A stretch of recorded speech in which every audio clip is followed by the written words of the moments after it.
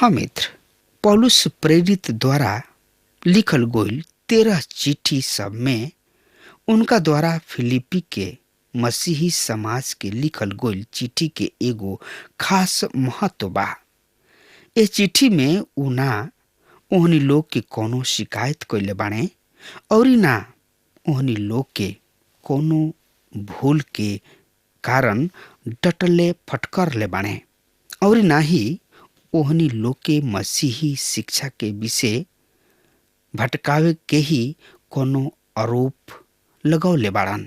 अर्थात निसंदेह ई समूह उनकर प्रिय समूह बन चुकल रहन।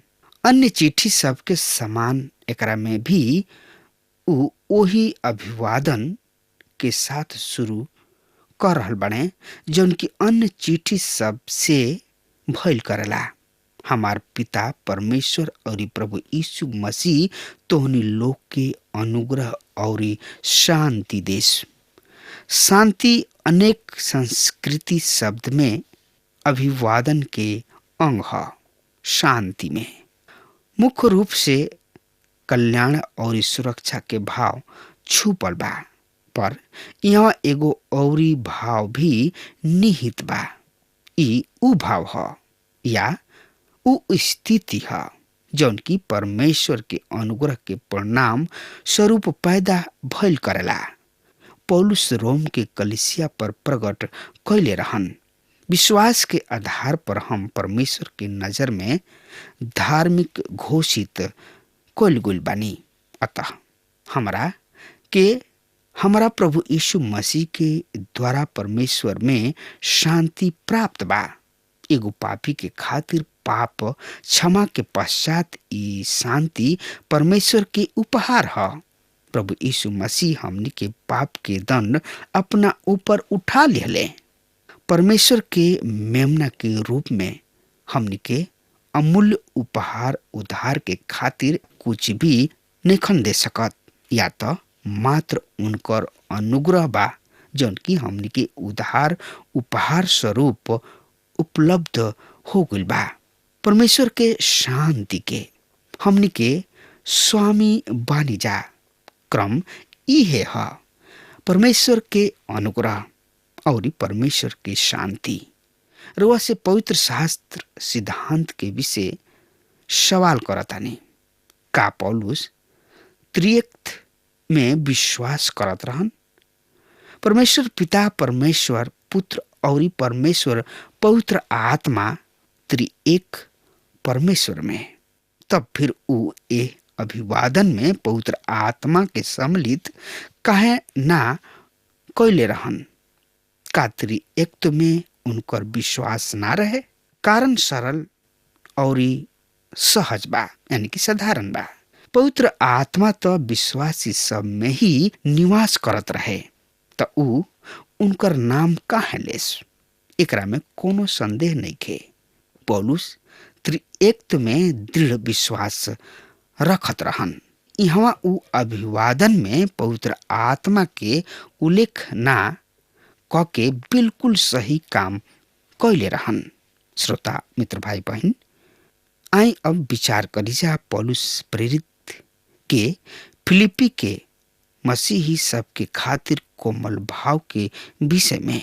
तो एकरा बारे में जानकारी खातिर फिलिपियो के पत्री 1 अध्याय के 3 पद के हम रोज सामने पढ़ रहल बानी।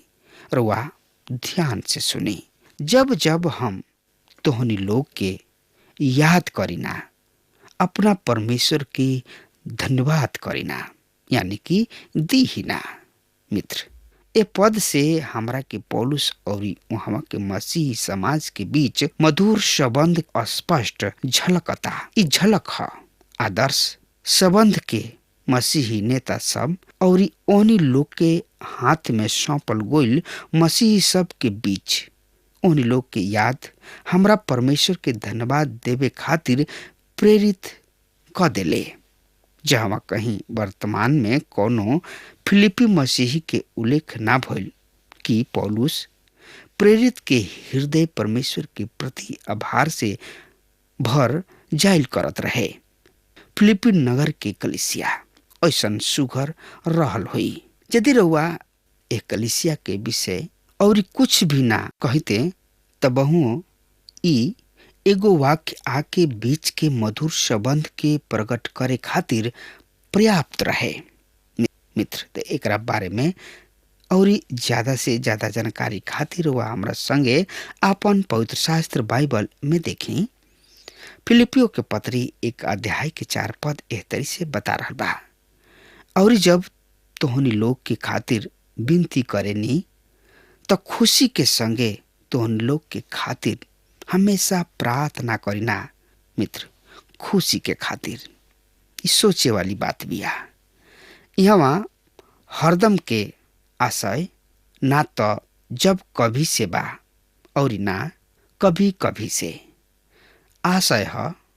उ पौलुस खातिर अतना अमूल्य और मधुर रहे इहे है कि ई चिट्ठी सब विश्वासी सब के संबोधित कइल गइल रहे। एक कलिसिया में 2 महिला सब के बीच वैमनस्य विकसित होत रहे। पौलुस ए पत्री में यूओदिया और संतुखे के विषय भी कोमलता पूर्वक निर्देश दे रहल बा। पौलुस कह रहल बाणे, हमरा प्रार्थना में तोहनी लोग के विषय हरदम ही आनंद रहल करेला। केहू सब चिट्ठी के केंद्रीय विचार कुछ ए तरीके सुलझौले बने, हम आनंदित बानी, तोहनी लोग भी आनंद मनाव लोग। पर का यहाँ रुक के याद करब कि हम वार्ता में प्रवेश के रूप में रुआ के का सूचित कैले रही। ई चिट्ठी पौलुस रोम के जेल से लिख रहल बने। वहाँ यहाँ के आधुनिक जेल जैसन तिहाड़ जेल जैसन वातावरण न रहे कि समय पर खाना मिल जाओ, टीवी मनोरंजन भी हो जाए। जी ना, वो ऐसन जेल ना रहे। सर्वेक्षण रीति से कर सकत रहन। ई भूतल से नीचा खोदल गोइल एगो गुफा ऐसन भइल करत रहे। शायद पत्थर ही देवाल के काम कैल करत रहन, पर अंधकार, सीलन और ताजा हवा के प्रवाह के अभाव एकर सही चित्रण करेला। वहाँ से उ ई हर्षो हुलास से छलकत चिट्ठी लिख रहल बने। कैसन उदांत रहल हुई ई आनंद। ए चिट्ठी में शब्द 19 हाली उपयुक्त भइल बा। ई अंग्रेजी अनुवाद से निकालल गइल संख्या है। फिर भी का एकरा के आनंद के पात्र दिहल उपयुक्त होई। प्रभु यीशु मसीह के नाम 40 से अधिक हाली आइल बा। हम यह कहब कि एह चिट्ठी के केंद्र हमें प्रभु यीशु मसीह और सत्य यह बा कि उहे एह आनंद के उद्गम हमें। अतः हम अब से आनंद पर जोर ना देके प्रभु यीशु मसीह पर बल देव। ठीक बा, हमरा जिंदगी शैली के दर्शन मात्र मसीह यीशु ही हमें। उहे एह जिंदगी के आदर्श हमें। एह जिंदगी के मूल्य उहे हमें। एह जिंदगी के जिए के सामर्थ उहे हमें। सर्वोच्च यानी कि सत्य ई बाकी ई उदांत आनंद प्राप्त कइल जा सकता मसीह यीशु के साथ व्यक्तिगत संबंध के माध्यम से। आज हम कलीसिया में भी आनंद के संचार करे चाहताने, पर सब बाध्य साधन सब और प्रभाव से माध्यम से बड़ा ही मेहनत से कार्य क्रम तैयार कइल जाला, फिर घोषणा कइल जाला। रुआ सब जरूर आई, दोस्त सबके भी ले आई, रुआ के आनंद आई। एकर हम आश्वासन देतानी और ओकरा बाद सबके खातिर प्रेम भोज आयोजित कइल गइल। जरूर से जरूर आई। सत्य ई बाकी आनंद बाह्य साधन सब से प्राप्त ना भइल करेला।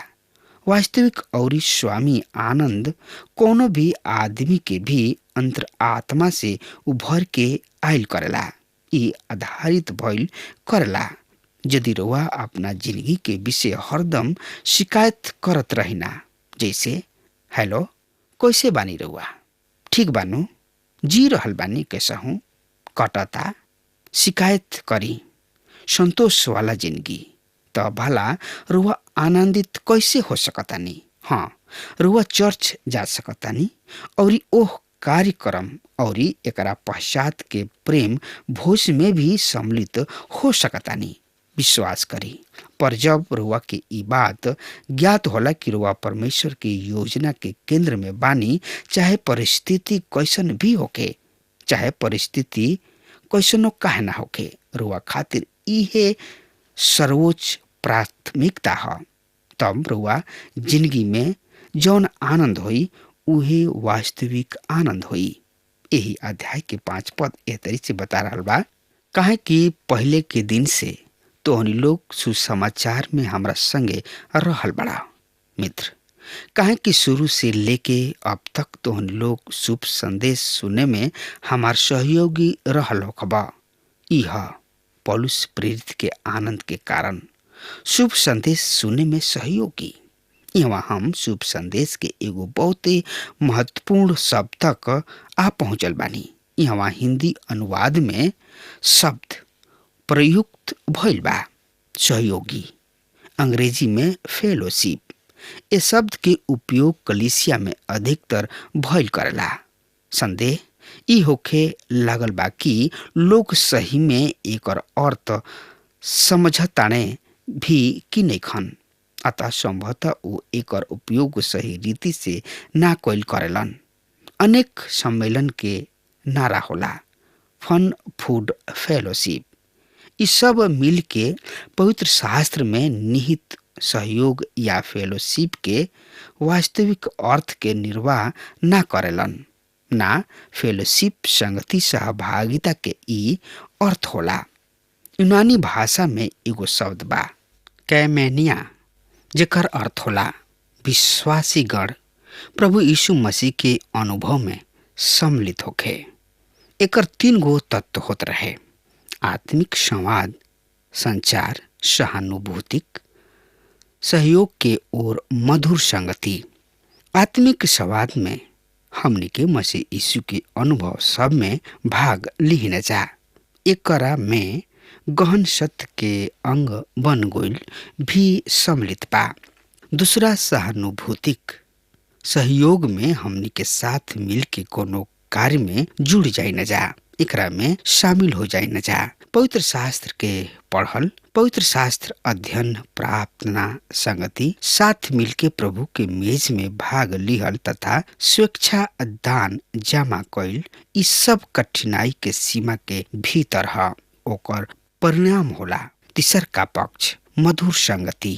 एकरा द्वारा हम मसीह यीशु के सहकर्मी बन जाए न जा। इहे कैमेनिया है। 6 पद बता रहल बा, हमरा के एह बात के यकीन बा कि जे तोहनी लोग में ठीक काम शुरू कइले बाड़े उहे मसीह यीशु दिन ले पूरा करी हैं। मित्र, ए बात के हमरा निश्चय बा, जौन परमेश्वर वा में शुभ काम शुरू कइले बाड़न उ मसीह यीशु के दिन तक ओकरा के पूरा भी करी हैं। कौन मसीही सब एकरा के आदर्श वाक्य बना रखले बने, कतना अनेकन के खातिर उ महानतम प्रोत्साहन के विषय बनल बा। कतना हाली हमनी के परिस्थिति सबके नीचे दब जाए न जा, आशाहीन हो जाए न जा, विश्वास के साथ छोड़ दी न जा। परमेश्वर अपना काम कोनो अधूरा ना छोड़ देले। रुआ सोच के बैठल बानी, अब का लाभ, ओ विषय पर प्रार्थना करे, परमेश्वर कार्य के पूरा करी हैं। रुआ केवल इंतजार करी। मसीह के दिन तक कौन सा वो दिन बा। मित्र, हमने के ए समय प्रभु यीशु मसीह के दिन में नेखिजा जी रहल। हमने के पुराना नियम के दिन में भी नेखिजा जी रहल। हमने के आनंद काल में नेखिजा जी रहल। हमने के जी रहल बानी जा मसीह यीशु के दिन में। जब वो आई हैं तब ये दिन खत्म हो जाई। उहे छुटकारा के दिन खातिर परमेश्वर पवित्र आत्मा से हमनी पर मोहर लगा देले बड़े। तब तक परमेश्वर आपन अमिष्ट कार्यक्रम पूरा करे में लगल रही हैं। परमेश्वर के कार्यक्रम पर विश्वास न करके हमनी के आशंका में समय गंवा दी न जा, जबकि परमेश्वर कार्यक्रम के आशय हमनी के सब अंतराल में आनंदित ई रख सकत रहे। हम मसीही अपना कतना सारा समय अविश्वासी सबके तरी जिए में बिता देले। दूसरा शब्द में नास्तिक मसीही सब के तरी जिए में जौन कार्य प्रभु द्वारा शुरू कइल गइल बा ओकरा के स्वर्ग और पृथ्वी के सृष्टिकर्ता प्रभु यीशु मसीह अपन शक्ति लगा के पूरा कर दी हैं। अपना प्रतिज्ञा के पूर्ति में उ आज तक विफल ना भइले। मित्र, यही अध्याय के 7 पद एह तरी से बतावता, तोहनी लोग के बारे में ऐसन सोचल हमरा खातिर बिल्कुल सही बा, काहे कि तोहन लोग हमरा जियरा में बस गइल बड़ा और हमरा कैद में और सुसमाचार खातिर जवाब और सबूत दिहला में तोहनी लोग सब केहू हमरा संगे अनुग्रह में खबरदार बड़ा जा। मित्र, अतः तोहनी लोग के विषय हमार साधारण उपयुक्त बा। हम शुद्ध हृदय से मानतानी की अनुग्रह में हमरा साथ राउर सबकर अंश ठहरी।